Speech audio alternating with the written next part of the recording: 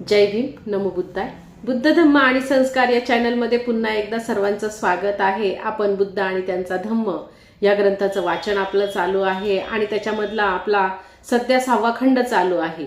आपण मागील भागामध्ये बघितलं की जैन तीर्थक जो आहे तर त्याने तथागतांवरती खोटे आरोप त्याने केले आणि त्याचं हे जे खोटं होतं तर हे उघडकीस आलं आणि त्यानंतर मग लोकांनी त्याला बाजूला केलं. त्याचा कुठलाही सत्कार करत नव्हते किंवा त्याला जवळ करत नव्हते. आणि जसजशी अंधार होतो, दिवस सरतो आणि मग काजवे जे असतात तर त्यांच्या प्रकाशाचा अस्त होतो, त्याप्रमाणे त्याचा अस्त होत होता आणि हे काही त्याला सहन होत नव्हतं.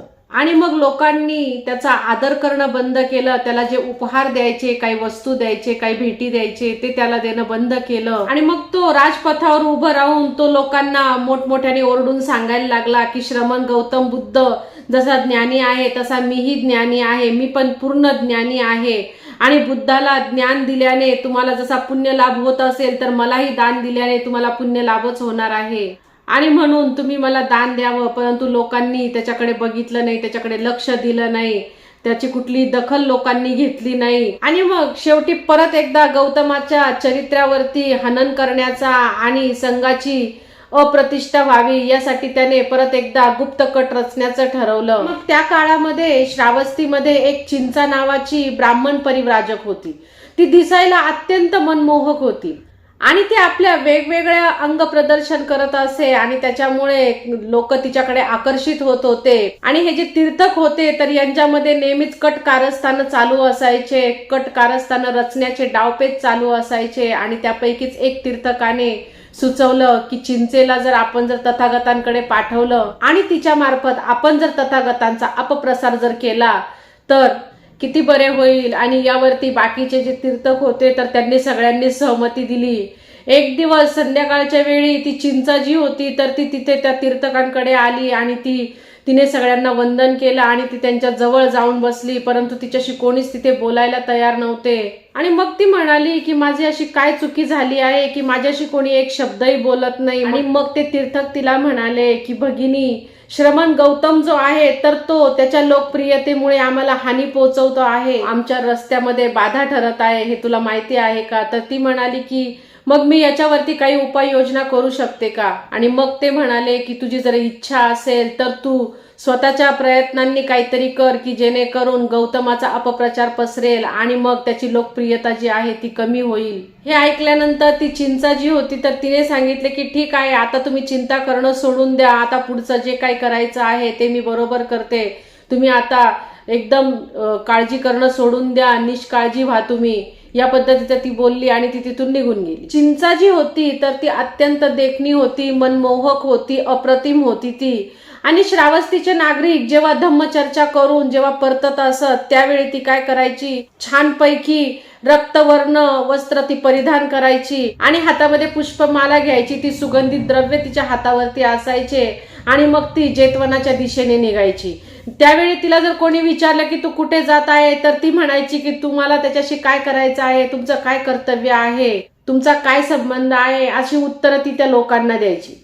आणि तिथे जवळ ते तीर्थकार होते तर त्यांचं विश्रामगृह होतं तर ती रात्र तिथे व्यतीत करायची. आणि परत सकाळी जेव्हा लोक तिकडे तथागतांच्या कुटीकडे जात असायचे त्यावेळेला ती तथागतांच्या कुटीच्या तिकडनं बाहेर निघायची. त्यावेळीही तिला जर कोणी विचारलं की तू रात्रभर कुठे होती तर ती सांगायची की मी जेतवनामध्ये तथागतांसोबत मी रात्र व्यतीत केली आहे, अशी ती त्या लोकांना सांगायची. आणि मग काय लोकच असतात, त्यामधील काही लोकांना शंका उत्पन्न व्हायची. काही लोक चांगले असायचे, त्यांना तथागतांबद्दल माहिती होतं तर त्यांच्या मनात शंका नसायची. पण काही लोक असतात की त्यांच्या मनात शंका उत्पन्न झालेली असायची. आणि असे 3-4 महिने गेले आणि त्याच्यानंतर तिने काय केलं की आपल्या ती पोटाभोवती तिने जुने वस्त्र जे होते ते गुंडाळले आणि आपल्या पोटाचा तिने आकार वाढवला आणि ती लोकांना सांगायला लागली की तथागतांपासून मला दिवस गेलेले आहे, मी गर्भवती झालेली आहे. आणि मग काही लोक याच्यावरती विश्वास ठेवायला लागले. आणि 9व्या महिन्यापर्यंत तिने आपल्या उदरावरती एक काष्टाच्या लाकडाचा तुकडा बांधला आणि कीटक दंश म्हणजे तिने कीटक दंश करून आपले जे हात होते किंवा आपलं जे शरीर होतं ते सुजवून घेतलं जेणेकरून ते एखाद्या गर्भवतीचं शरीर वाटावं. या पद्धतीने तिने संपूर्ण शरीर ते आपलं सुजवलं होतं आणि पोटावरतीही लाकडाचा तुकडा बांधलेला होता. आणि मग बुद्ध जिथे भिक्खूंना किंवा उपासकांना धम्मोपदेश देत होते ती तिथे उपस्थित झाली आणि ती म्हणाली की हे श्रेष्ठ आचार्य, तू अनेक लोकांना धम्मोपदेश देतोस, तुझी मधुर वाणी आहे, तुझे ओठ कोमल आहेत, तुझ्याशी सहवास करून मी गर्भधारणा केली आहे आणि आता माझा प्रसूती समय जो आहे तो निकट आला आहे, तरी देखील तू माझी कुठलीही व्यवस्था केलेली नाहीयेस, माझी राहण्याची कुठली तू व्यवस्था केलेली नाही किंवा मला औषध पाण्याची कुठली व्यवस्था तू केलेली नाही. आणि जर तुला जर जमत नसेल तर तुझे जे शिष्य आहे कौशल नरेश अनाथपिंड किंवा विशाखा यापैकी तू कोणाला तरी त्यासाठी तू नियुक्ती कर आणि माझी व्यवस्था करून दे. आणि मला असं दिसतं आहे की कुमारिकेंना कसं वश करावं हे तुला चांगलंच माहिती आहे, परंतु या संबंधातून जन्म घेणाऱ्या संततीचा प्रतिपाळ कसा करावा हे मात्र तुला अवगत नाही. म्हणजे आपल्या याच्यातून जी संतती जी निर्माण होत आहे तर हिचा कसा सांभाळ करावा हे तुला माहित नाही का. आणि या पद्धतीचे तिने आरोप तथागतांवरती केले. संपूर्ण जो जनसमुदाय तिथे बसलेला होता तो स्तब्ध राहिला, अगदी तिथे शांतता पसरली. आणि मग बुद्धांनी आपला जो धम्मोपदेश त्यांचा चालू होता तो थोडा वेळ थांबवला आणि मग त्यांनी आपल्या सुंदर आणि कोमल अशा स्वरांनी ते तिला म्हणाले की हे भगिनी, तू जे बोलत आहे ते फक्त तुला आणि मलाच माहिती आहे. त्यावरती ती चिंचा म्हणाली की हो बरोबर आहे, हे तुला आणि मलाच फक्त माहिती आहे, हे बाकी कुणालाच माहिती नाही. याच्यामध्ये काय सत्य आहे हे फक्त तूच जाणू शकतो, इतर कोणी कसं काय जाणेल. या पद्धतीचं तिचं ते संभाषण चालू होतं आणि बोलताना तिला खोकला येत होता, ती खोकत होती आणि खोकत असताना तिच्या उदरावरती जो लाकडाचा तुकडा बांधलेला होता तर तो ज्या कपड्याने बांधलेला होता त्याची गाठ सैल झालेली होती आणि तो तुकडा तिथून निसटला आणि तिच्या पायावरती पडला. आणि मग लोक स्तब्ध होते, त्यांनी संपूर्ण प्रकार बघितला आणि मग त्यांनी तिला तिथे दगड आणि काठी मारून हाकलून दिली. या पद्धतीने तथागतांचे अनेक वैरी होते आणि यामध्ये देवदत्त हा तथागतांचा आतेभाऊ होता, तो सुद्धा त्यांचा वैरी होता आणि सुरुवातीपासूनच त्याला बुद्धांविषयी खूप घृणा होती, खूप द्वेष होता त्याच्या मनामध्ये. आणि जेव्हा बुद्धाने गृहत्याग केला त्यावेळी त्याने यशोधरेशी लगट करण्याचा प्रयत्न केला. एकदा यशोधरा अशी झोपण्याच्या तयारीमध्ये असताना तो भिक्खुवेश घेऊन तो तिच्याकडे गेला आणि मग तिला वाटलं की कुठला तरी भिक्खू माझ्याकडे आलेला आहे, तर तिने त्या भिक्खूला विचारले की आपण काय कारणाकरता इथे आलेले आहात, माझ्या पतीचा काही निरोप आहे का, तर तो तुम्ही मला द्यावं, असं तिने त्याला विनवणी केली. तर तो म्हणाला की तुझ्या पतीची तुला कशाला पर्वा पाहिजे, या सुखविलासामध्ये तो तुला एकटीला सोडून गेलेला आहे. तू तसं जर बघितलं, यशोधरा म्हणाली की तो तर बहुजनांच्या कल्याणासाठी गेलेला आहे. मग देवदत्त म्हणाला की ते काहीही असू दे, परंतु याचा तू निर्दयतेने सूड घ्यायला हवा. त्यावरती ती म्हणाली की तू तुझी जीभ जी आहे तर ती सांभाळ, तुझी वाणी जी आहे ती अपवित्र आहे. यशोधरा, तू मला ओळखले नाहीस, मी देवदत्त आहे, मी तुझा प्रियकर आहे. त्यावरती ती म्हणाली, देवदत्त तू दृष्ट आणि कपटी आहे हे मला माहिती होतं. तू जर कधी श्रमण झालासस तर पतीत श्रमणच होशील याची मला जाणीव होती, परंतु इतका अधम्म वृत्तीचा असशील असं मला कधी वाटलं नव्हतं. मग देवदत्ताने तिला विनवणी केली की तुझ्या पतीने तिरस्काराशिवाय तुला काहीच दिलेले नाही, तो तुझ्याशी किती क्रूरपणे वागलेला आहे, तू माझ्यावरती प्रेम कर आणि त्याच्या क्रूरपणाने त्याचा सूड घे. यशोधरेचा फिकट आणि क्रूश चेहरा रक्तीम झाला, तिच्या कपोलावरून अश्रू ओघळायला लागले. देवदत्त हा क्रूर आहे, तरी तुझे माझ्यावरती प्रामाणिक प्रेम असले तरी तो माझा अपमानच ठरला असता. मी तुझ्यावर प्रेम करतो हे सांगताना तू मिथ्या कथनच करतो आहेस. जेव्हा मी यवनात होते किंवा मी सुंदर होते त्यावेळी मात्र तू माझ्याकडे नजर उचलून सुद्धा पाहिले नव्हतेस. आता मी वयस्क झाले आहे, दुःखी आणि वेदनांनी माझे हृदय विदीर्ण झाले आहे आणि या रात्रीच्या अनुचित प्रहरी तू आपल्या घातकी आणि अपराधी प्रेमाची घोषणा करण्यास आला आहेस. देवदत्त तू नीच आहेस, देवदत्त तू भेकड आहेस. आणि मग ती ओरडायला लागली की देवदत्ता तू लगेच इथून निघ, तू त्वरित इथून निघ. आणि मग देवदत्त तिथून निघून गेला. बुद्धांनी त्याला संघ प्रमुख केले नाही, सारीपुत्त आणि मोदगलयन यांना संघ प्रमुख केले, म्हणून देवदत्ताचा बुद्धांवरती राग होता. देवदत्ताने 3दा बुद्धांचा वध करण्याचा प्रयत्न केला, परंतु एकदाही त्याला यश आलं नाही. एकदा बुद्ध द्रुतकुटी पर्वताच्या पायथ्याशी सावलीमध्ये सहज शतपावली करण्याच्या हेतूने फिरत होते.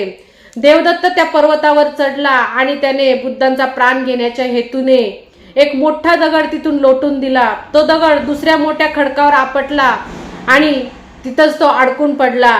त्या दगडाचा एक छोटा तुकडा बुद्धांच्या पायाला लागला.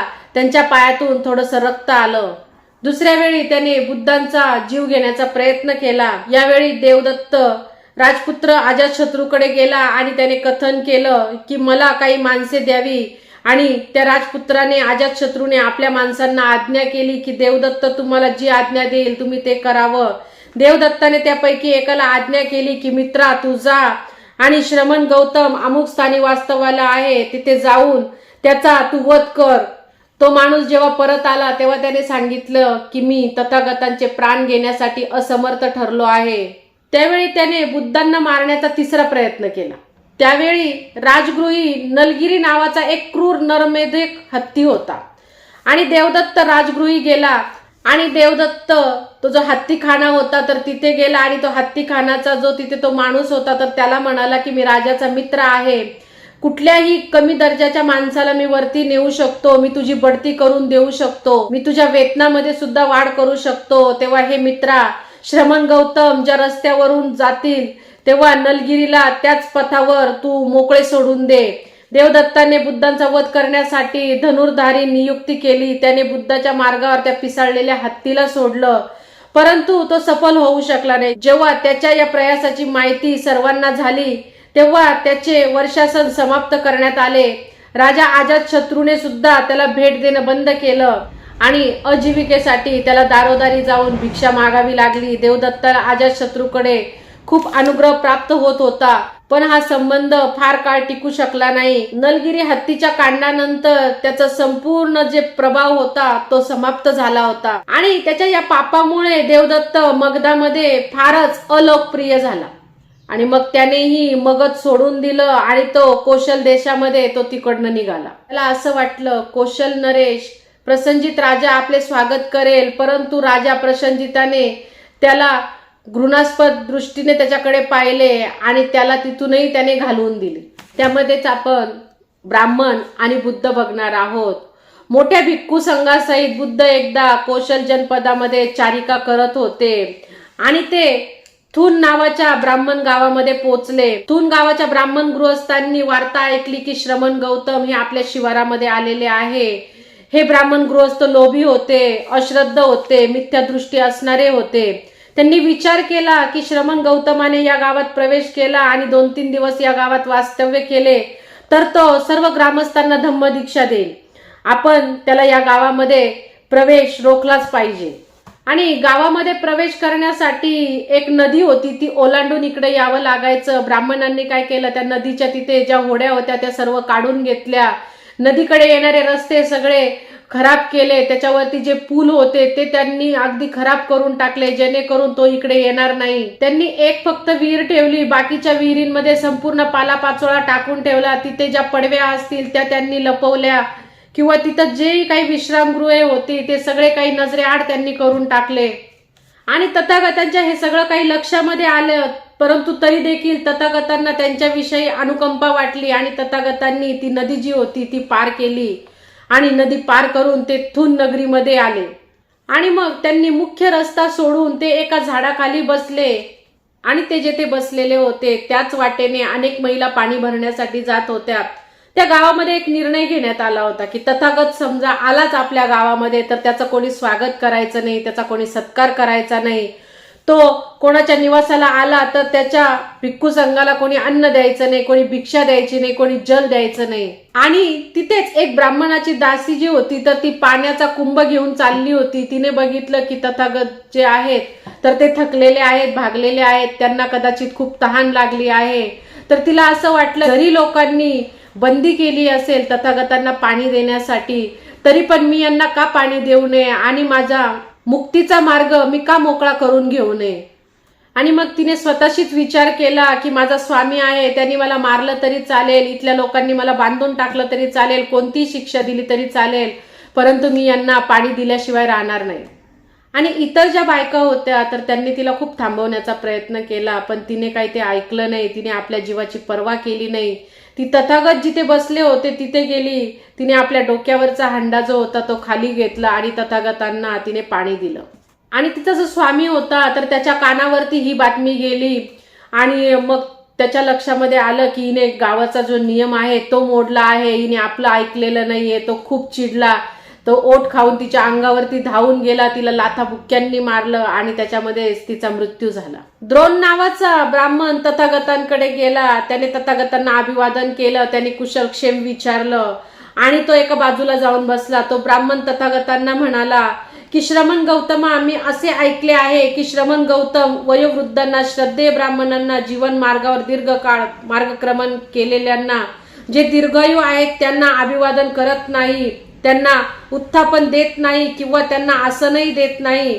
श्रमण गौतमा, हे सत्य आहे काय? श्रमण गौतमा, यापैकी काहीही करत नाही, हे सत्य आहे काय? वयोवृद्धांप्रती, श्रद्धेय ब्राह्मणांप्रती त्यांचा असा व्यवहार हे योग्य नव्हे. श्रमण गौतमा, द्रोण, तू स्वतःला ब्राह्मण समजत नाहीस का? श्रद्धेय गौतमा, मी कोणत्याही ब्राह्मणाविषयी यथायोग्य बोलण्याचे झाल्यास असे म्हणतो.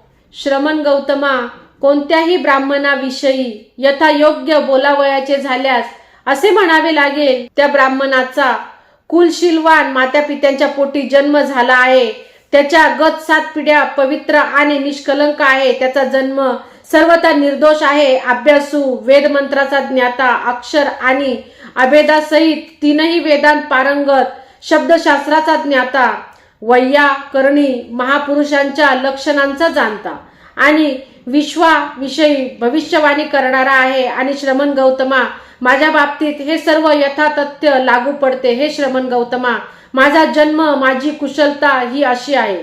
होय, जे प्राचीन मंत्र निर्माते होते, मंत्र उद्गारते होते, ब्राह्मण ऋषी होते, त्यांना आपल्या मंत्राची प्रत्येक ओळ, वाक्य आणि शब्द शब्दशः ज्ञात होते. उदाहरणार्थ अठ्ठक वामन, वामदेव, विश्वामित्र, जमदग्नी, अंगिरास, भारद्वाज यांनी असे म्हटले आहे की ब्राह्मण 5 प्रकारचे असू शकतात: ब्रह्मसदृश्य, देवसदृश्य, बंधनयुक्त, बंधन भजन आणि जाती बहिष्कृत. यापैकी हे द्रोण, तू कोणत्या प्रकारचा ब्राह्मण आहेस? तथागतांनी विचारलं.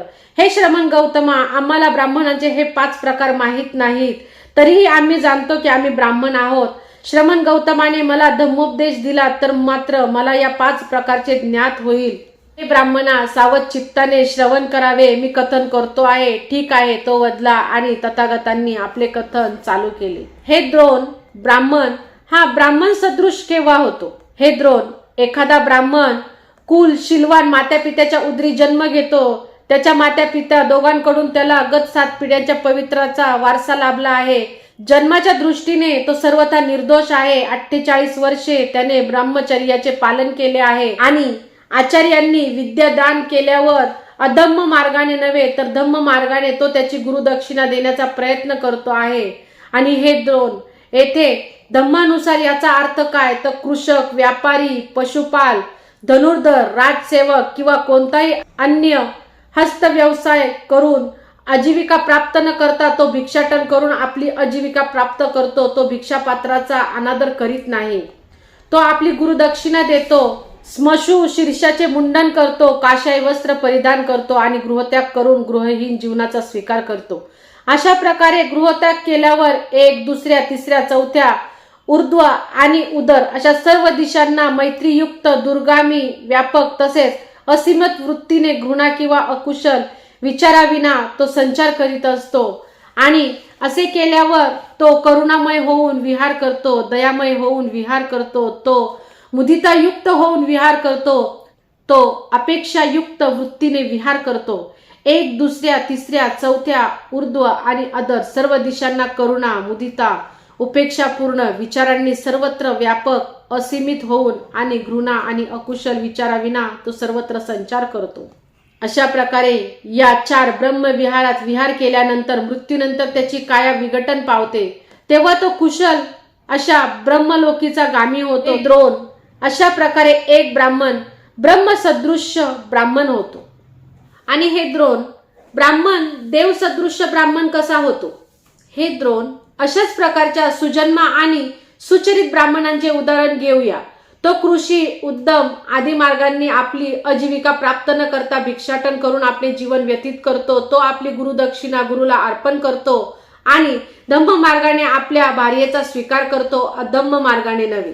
आणि धम्म म्हणजे काय, तर क्रय विक्रयाने नव्हे, तर जिच्या करी विधिवत उदक सोडले गेले आहे अशा ब्रह्मणीचा तो स्वीकार करतो. तो फक्त ब्रह्मणीचाच स्वीकार करतो. तो अत्यंज, व्याज, वेळू, कारागीर, रथकार आणि आदिवासी यांच्या कन्यांचा स्वीकार करीत नाही. तो गर्भवती, स्तनपानक्षम आणि ऋतुमती न झालेल्या कन्येकडेही जात नाही. आणि द्रोण तो गर्भवती स्त्रीकडे का जात नाही, तर तसे केल्याने होणारी संतती कलंकित होईल. तो स्तनपानक्षम स्त्रीकडे का जात नाही, तर त्यामुळे संततीचे स्तनपान अपवित्र होईल. आणि जी ऋतुस्नान नाही त्या कन्येकडे तो का जात नाही, जर अशा कन्येकडे गेला तर काम, तृप्ती, क्रीडा अथवा सहवासाचा आनंद त्याला प्राप्त होणार नाही. आणि त्या ब्राह्मणीला संतानोत्पत्तीचे साधन एवढेच महत्व राहील. आणि विवाहित जीवनात त्याला संतान प्राप्ती झाल्यानंतर तो मुंडन करून घेतो आणि गृहत्याग करून तो अनागरिक होतो. आणि अशा प्रकारे गृहहीन झाल्यावर काम विकारांपासून अलिप्त होऊन तो प्रथम हे चतुर्थ ध्यान प्राप्त करतो. तो प्रथम त्या चतुर्थ ध्यानात विहार करतो. आणि अशा प्रकारे चारही ध्यानात विहार केल्यावर मृत्यूनंतर त्याची काया विघटन पावते, तेव्हा तो देवलोकी उदय पावतो. अशा प्रकारे हे द्रोण एक ब्राह्मण हा देव सदृश्य ब्राह्मण होतो. आणि हे द्रोण एक ब्राह्मण बंधनयुक्त ब्राह्मण कसा होतो. आणि हे द्रोण अशाच एका सुजन्मा सुचरित ब्राह्मणाचे उदाहरण घेऊया. तो असाच विवाहित आहे. वैवाहिक जीवनात संतान प्राप्ती झाल्यावर तो संतान प्रेमाने मोहित होऊन संसारातच रममाण होतो. तो गृहजीवनात प्रस्थापित होतो. तो गृहत्याग करून अनागरिक होत नाही. तो आपल्या पारंपरिक बंधनात जीवन व्यतीत करतो. तो त्या बंधनांचे उल्लंघन करीत नाही. तो बंधनांच्या सीमेतच जीवन व्यतीत करतो. तो मर्यादा भंग करण्याचा कधीही प्रयास करीत नाहीत. म्हणूनच या ब्राह्मणाला बंधनयुक्त ब्राह्मण म्हणतात. या प्रकारे हे द्रोण एक ब्राह्मण बंधनयुक्त ब्राह्मण होतो. आणि हे द्रोण एक ब्राह्मण बंधन भंजन ब्राह्मण कसा होतो. आपण अशा ब्राह्मणाचं उदाहरण घेऊ. जो सुजन्मा आहे, तो सुचरित आहे, तो आपली गुरुदक्षिणा गुरुला अर्पण करतो. तो धम्म आणि अधम्माने आपली भार्या स्वीकारतो. क्रय विक्रयाने किंवा ज्या ब्राह्मणीच्या हातावर उदक सोडण्याचा संस्कार झाला नाही अशी भार्या तो स्वीकारतो. तो ब्राह्मणी आणि क्षत्रिय कन्या किंवा अंत्यज कन्या किंवा बुदासी कन्येकडेही तो जातो. तो जाती भ्रष्ट, व्याग, वेळू, कारागीर, रथकार आदी किंवा आदिवासी कन्येकडे जातो. तो संतानवती स्त्रीकडे जातो. तो स्तनपानक्षम स्त्रीकडे जातो. तो ऋतुमती अथवा अप्राप्त ऋतू अशा कन्येकडे जातो. काम, तृप्ती, क्रीडा, सहवास आणि संतानोत्पत्तीचे साधन एवढेच त्याच्याकरिता ब्राह्मणीचे महत्व असते. तो परंपरागत बंधनाचे पालन करीत नाही. तो त्या बंधनांचे उल्लंघन करतो आणि त्याच्याविषयी असे म्हटले जाते की तो बंधनांचे पालन करीत नाही व तो बंधनांचे उल्लंघन करतो, म्हणून त्याला बंधनभंजक ब्राह्मण म्हणतात. अशा प्रकारे हे द्रोण हा ब्राह्मण बंधनभंजक ब्राह्मण होतो. आणि द्रोण एक ब्राह्मण जातीभ्रष्ट ब्राह्मण कसा होतो. हे द्रोण आपण अशाच एका ब्राह्मणाचं उदाहरण घेऊया. जो सुजन्मा आहे, ज्याने 48 वर्ष ब्रह्मचर्याचे पालन केले आहे आणि त्याने वेद मंत्राचा अभ्यास केला आहे. अध्ययन पूर्ण झाल्यावर तो आपली गुरुदक्षिणा देण्यासाठी तो आपली आजीविका धम्मानुसार किंवा अधम्मानुसार प्राप्त करीत कृषक, व्यापारी, गोपाळ, धनुर्धर, राजसेवक किंवा अन्य कोणताही व्यवसाय स्वीकारतो. किंवा भिक्षापात्राचा तिरस्कार न करता तो भिक्षा मागूनही आपली आजीविका प्राप्त करतो. गुरुची गुरुदक्षिणा दिल्यावर तो धम्म आणि अधम्म असा विधिनिषेध न करता आपली भार्या प्राप्त करतो. क्रय विक्रयाच्या माध्यमाने किंवा जिच्या हातावर विधिवत उदक सोडलेले आहे अशी भार्या तो प्राप्त करतो. तो ब्राह्मणीकडे किंवा कोणत्याही स्त्रीकडे जातो. ती स्त्री संतनमती असो अथवा स्तनपानक्षम असो, ती त्याच्याकरिता काम, तृप्तीची किंवा संतोत्पत्तीची साधन असते एवढेच. अशा प्रकारे सर्व करीत तो आपले जीवन व्यतीत करतो. व ब्राह्मण त्याच्याविषयी असे बोलतात की एक श्रेष्ठ श्रद्धेय ब्राह्मण अशा प्रकारे जीवन कसे व्यतीत करू शकतो. त्याला तो असे उत्तर देतो की ज्या प्रकारे अग्नी स्वच्छ आणि अस्वच्छ सर्व वस्तू जाळून टाकतो, पण त्यामुळे अग्नी मात्र अपवित्र होत नाही, त्याप्रमाणे मान्यवरांनी ब्राह्मणाने हे सर्व करीत जीवन व्यतीत केले तरी तो ब्राह्मण अपवित्र होत नाही. आणि असे म्हटले जाते की जो ब्राह्मण हे सर्व करीत जीवन व्यतीत करतो त्यास जाती बहिष्कृत ब्राह्मण म्हणावे. हे द्रोण अशा प्रकारे एक ब्राह्मण या जाती बहिष्कृत ब्राह्मण होतो. प्राचीन मंत्राचे उद्गाते, मंत्र निर्माते, ब्राह्मण, ऋषी, ज्यांना आपल्या मंत्राची प्रत्येक ओळ, प्रत्येक वाक्य आणि प्रत्येक शब्द ज्ञात आहे, त्यांनी असे म्हटले आहे की ब्राह्मण 5 प्रकारचे असतात: ब्रह्मसदृश्य, देवसदृश्य, बंधनयुक्त, बंधनभंजक आणि जाती बहिष्कृत. तेव्हा द्रोण, या 5 प्रकारांपैकी तू कोणत्या प्रकारचा ब्राह्मण आहेस? गौतमा, ब्राह्मणांचे असे 5 प्रकार असतील. आम्ही निदान जाती बहिष्कृत ब्राह्मण तर नक्कीच नाही. परंतु श्रमण गौतमा, आपले कथन अद्भुत आहे. गौतमाने माझा उपासक म्हणून स्वीकार करावा, त्यामुळे मला जीवनपर्यंत तथागताला शरणागत असल्याचा अनुग्रह प्राप्त होईल.